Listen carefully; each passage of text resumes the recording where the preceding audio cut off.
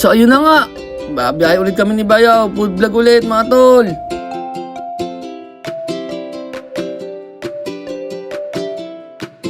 Ang daming panindang mga bulaklak at tsokolate ngayon sa daan.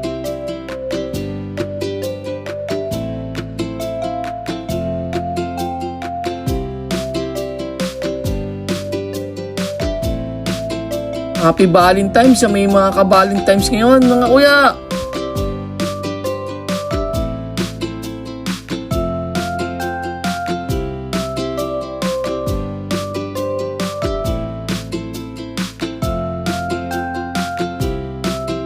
Saan na naman kaya mag-aaya si Bayaw nito?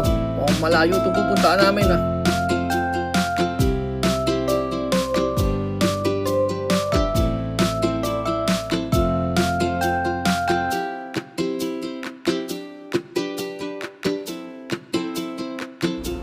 Dito na kami, sa Paris pala ni Pakoy ang gusto ni Bayaw ulit. Gusto na ako mag-lead yung Paris.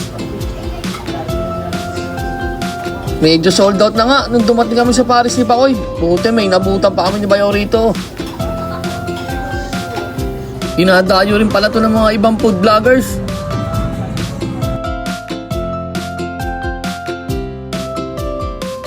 Ito pala yung in-order namin, 2 lechon Paris tsaka 1 sisig. Okay na to. So paano yan mga kuya? Tikman na natin to.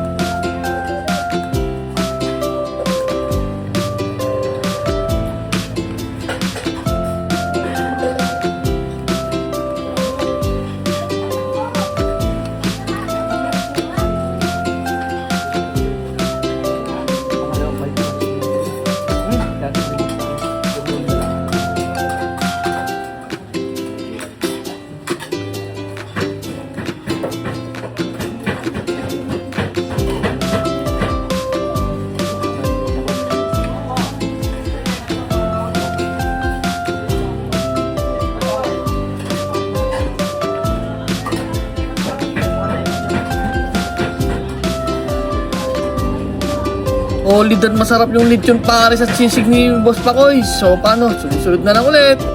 Peace out!